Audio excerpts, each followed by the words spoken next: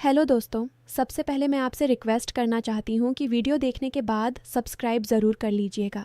मैं इन वीडियोस को बनाने में बहुत मेहनत करती हूँ और इसी से मैं अपना खर्चा चलाती हूँ। जो भी सब्सक्राइब करेगा मैं दुआ करती हूँ कि उसकी ज़िंदगी बहुत अच्छी, अमीर और खुशहाल हो।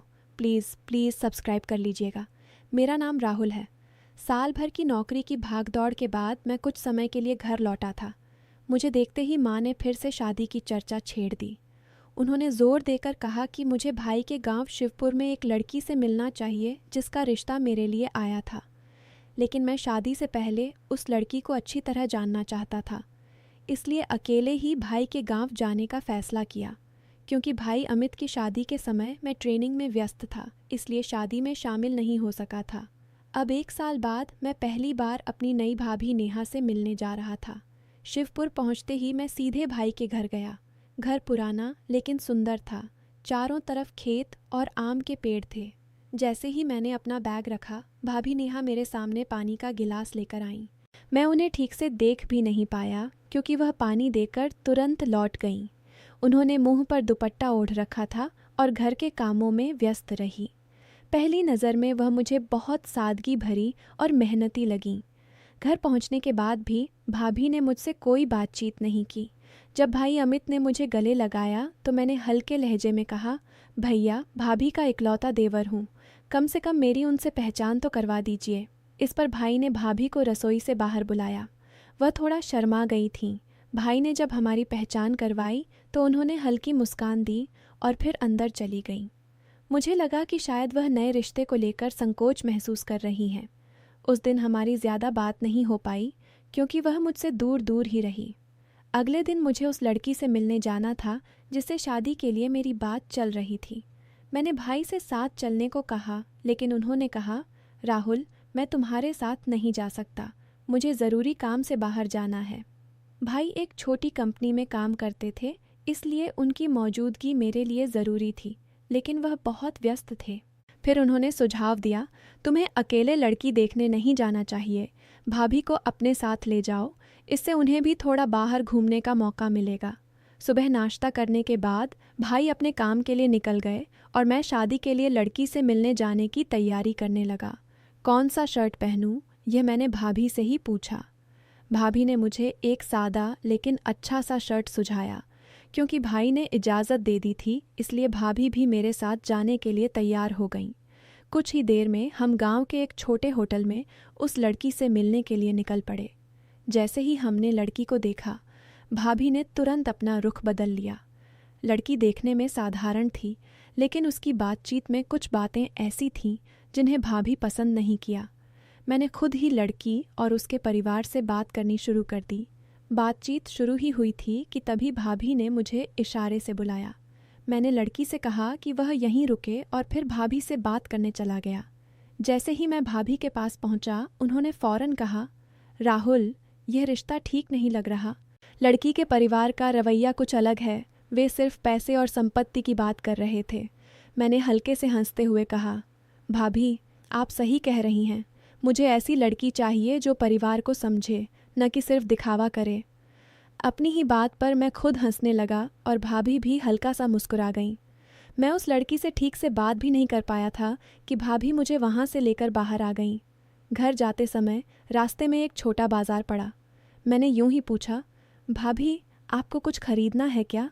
भाभी ने झट से कहा, मुझे घर के लिए कुछ अच्छी मिठाई चाहिए, बच्चों के लिए। मैंने भीड़ में जाकर उनके लिए ख़ास हलवाई की मिठाई खरीदी और वहीं पर उन्हें सौंप दी। भाभी बहुत बातूनी थीं। शायद कल पहली बार मिलने के कारण वह थोड़ा संकोच कर रही थीं, इसलिए मुझसे ज़्यादा बात नहीं की थीं। लेकिन अब कुछ ही घंटों में वह मुझसे खुलकर बात करने लगी थीं। हम घर पहुँचे तो देखा कि भाई भी आ चुका था। रात को जब मैं सोने जा रहा था तो भाई के कमरे से उनकी हल्की बातचीत की आवाज़ें आ रही थीं। जाने क्यों उस वक्त बार बार भाभी का मेहनती चेहरा मेरी आंखों के सामने आ रहा, लेकिन मैंने खुद को संभाला और सो गया। अगले दिन सुबह भाई शहर के लिए निकलने वाले थे। उसकी नौकरी वहीं थी, इसीलिए वह महीनों बाहर रहते थे। जाते जाते उसने कहा कि अब वह करीब 1 महीने बाद ही घर आएगा। मैंने भाई से कहा, अगर तुम यहाँ नहीं होगे तो मैं भी यहाँ रुककर क्या करूँगा? भाई मुस्कुराकर बोला, अब इतने दिनों बाद गांव आए हो तो कुछ दिन और रुक जाओ। तुम्हारी भाभी घर संभालती हैं और खेतों का काम भी देखती हैं। अभी तक तुमने सिर्फ एक ही दिन गुजारा है। भाई के जोर देने पर मैं वहीं रुकने के लिए तैयार हो गया। भाई को स्टेशन छोड़ने के बाद जब मैं घर लौटा तो देखा कि दरवाज़ा खुला हुआ था। मैंने आवाज़ दी और अंदर चला गया। भाभी नेहा मेरे लिए चाय बना रही थीं। उन्होंने मुस्कुराते हुए कहा, राहुल, तुम थक गए होगे, बैठो, चाय पी लो। मैंने बैठकर चाय ली और हम दोनों ने घर के कामों के बारे में बात की। भाभी ने मुझे बताया कि भाई कितने व्यस्त रहते हैं और खेतों में पानी की समस्या कितनी बड़ी है। मैंने कहा, भाभी, अब मैं हूं ना, मैं खेतों में मदद करूंगा। भाभी की आंखों में खुशी झलक आई। कुछ दिनों बाद भाभी ने मेरी पसंद के अनुसार दाल रोटी और आलू की सब्ज़ी बनाई। खाते ही मुझे लगा जैसे माँ के हाथ का स्वाद हो। मैंने उनकी खूब तारीफ़ की। भाभी मुस्कुराकर बोली, राहुल, तुम्हारी माँ ने मुझे तुम्हारी पसंद बताई थी। अब इतने दिनों बाद मेरा देवर घर आया है तो मुझे ही तुम्हारी देखभाल करनी होगी। उनकी इस बात से मुझे बहुत अच्छा लगा। मैंने कहा, भाभी, आप इतनी मेहनत करती हैं, मैं भी घर के काम में हाथ बंटाऊंगा। रात को जब मैं सोने जा रहा था तो भाभी के कमरे की लाइट जल रही थी। मुझे लगा कि शायद वह अकेले बैठी कुछ सोच रही होंगी। मैंने दरवाज़ा खटखटाया। भाभी ने दरवाज़ा खोला और कहा, राहुल, कुछ काम था? मैंने पूछा, भाभी, इतनी रात को जाग रही हैं, नींद नहीं आ रही? उन्होंने हल्की मुस्कान के साथ जवाब दिया, बस खेतों की चिंता है राहुल, पानी की समस्या बढ़ रही है। अगर फसल खराब हुई तो क्या होगा? मैंने उन्हें समझाया, चिंता मत कीजिए, कल मैं खेत देखने जाऊंगा और कोई हल निकालूंगा। भाभी ने धन्यवाद कहा और मैं अपने कमरे में चला गया। लेकिन उस रात मुझे भी उनकी चिंता सताने लगी। अगले कुछ दिन मैं खेतों में काम करने लगा। भाभी भी मेरे साथ आती और मुझे खेत का काम सिखाती। हम दोनों मिलकर पानी की व्यवस्था करने की कोशिश करते। एक दिन खेत में काम करते करते भाभी थक गईं। मैंने उन्हें पानी पिलाया और कहा, भाभी, आप आराम कीजिए, मैं बाकी काम कर लूँगा। उनकी आंखों में आंसू आ गए।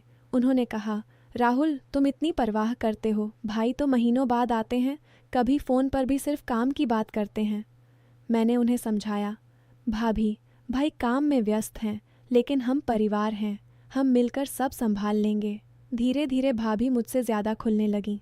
वे मुझे बचपन की कहानियाँ सुनातीं, गांव के पुराने किस्से बतातीं। मैं भी उन्हें अपनी नौकरी की कहानियाँ सुनाता। एक शाम बाजार से लौटते समय मैंने उनके लिए कुछ फल खरीदे। भाभी ने खुशी से कहा, राहुल, तुम्हें मेरी पसंद कैसे पता? मैंने हंसकर कहा, भाभी, परिवार की देखभाल करना मेरा भी फ़र्ज़ है। लेकिन कुछ रातों बाद अजीब बातें होने लगीं। आधी रात को मेरी नींद खुली तो भाभी के कमरे की लाइट जल रही थी। मैंने खिड़की से झांका तो देखा कि भाभी फ़ोन पर किसी से बात कर रही थीं। उनकी आवाज़ में तनाव था। हाँ, कागजात तैयार हैं, लेकिन जल्दी करना होगा, नहीं तो समस्या बढ़ जाएगी। मैं हैरान रह गया। सुबह मैंने पूछा तो भाभी ने टाल दिया, बस कोई पुराना काम था राहुल। दूसरे दिन एक अजनबी आदमी घर आया। भाभी उसे अंदर ले गईं और दरवाज़ा बंद कर लिया। मैं बाहर खड़ा रहा, लेकिन उनकी बातें सुनाई दीं। हाँ, ज़मीन का हिस्सा, लेकिन परिवार को मत बताना। मेरे पैरों तले ज़मीन खिसक गई। क्या भाभी परिवार की ज़मीन बेचने की सोच रही हैं? भाई को कुछ पता नहीं। मैंने चुपचाप देखा। जब आदमी चला गया तो भाभी ने मुझे देखकर मुस्कुराने की कोशिश की, लेकिन मैंने पूछ लिया, भाभी, वह कौन था? उन्होंने कहा, कोई पुराना रिश्तेदार था, बस बात कर रहा था। लेकिन अब मेरे मन में शक बैठ गया था। अगले दिन मैं भाभी के कमरे में कुछ कागज़ ढूंढने गया। उनकी दराज में ज़मीन के कागजात पड़े थे और एक नोटबुक में लिखा था, आर्न चुकाना है, जल्दी बेचना होगा। मेरे हाथ कांप गए। भाभी ने कभी किसी आरण की बात नहीं की थी। क्या वे लालच में परिवार की ज़मीन बेच रही हैं?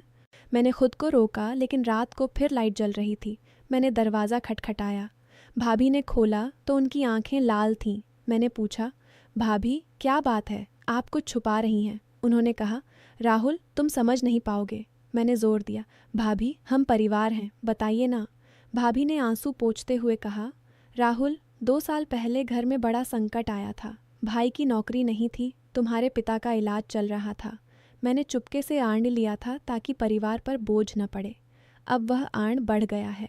मैंने सोचा था ज़मीन का कुछ हिस्सा बेच दूं तो समस्या हल हो जाए, लेकिन भाई को चिंता न हो। मैं स्तब्ध रह गया। भाभी ने लालच नहीं किया था, बल्कि परिवार की भलाई के लिए चुपके से बोझ उठाया था।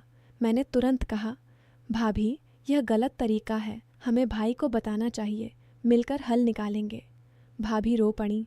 राहुल, मैंने सोचा था अकेले संभाल लूँगी, लेकिन अब तुम आ गए हो तो सच बता दिया। मैंने फ़ोन उठाया और भाई को सब बताया। भाई ने तुरंत आने का फ़ैसला किया। 2 दिन बाद भाई आए। हम तीनों बैठकर बात की। भाई ने कहा, नेहा, तुमने अकेले इतना बोझ क्यों उठाया? हम परिवार हैं, साथ मिलकर लड़ेंगे। हमने ज़मीन बेचने की बजाय आरण चुकाने का प्लान बनाया। मैंने अपनी नौकरी से कुछ मदद की, भाई ने अपनी सैलरी बढ़ाई और खेतों में बेहतर फसल लगाई। धीरे धीरे आरण चुक गया। भाभी ने मुझे गले लगाते हुए कहा, राहुल, तुमने परिवार बचाया। मैंने मुस्कुराते हुए कहा, भाभी, ये हमारा परिवार है। अब घर में खुशी लौट आई थी। भाई ज़्यादा समय घर पर रहने लगे और हम सब मिलकर खेत संभालते। दोस्तों, यह कहानी हमें सिखाती है कि परिवार में कोई भी समस्या हो तो उसे छुपाना नहीं चाहिए। खुलकर बात करने से कई गलतफहमियां दूर हो जाती हैं। अगर भाभी ने समय रहते भाई से बात की होती तो इतना बोझ अकेले नहीं उठाती। लालच या अकेले संभालने की कोशिश कभी कभी परिवार को तोड़ सकती है।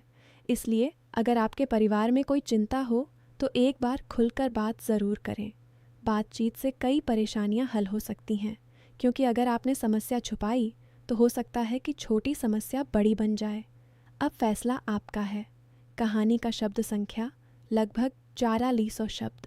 विस्तार से रोज़मर्रा के दृश्य, खेतों का काम, रात की चिंताएं, भावनात्मक संवाद और गांव की ज़िंदगी का पूरा वर्णन शामिल किया गया है ताकि कहानी पूरी तरह से भावुक, सस्पेंस भरी और नैतिक बने।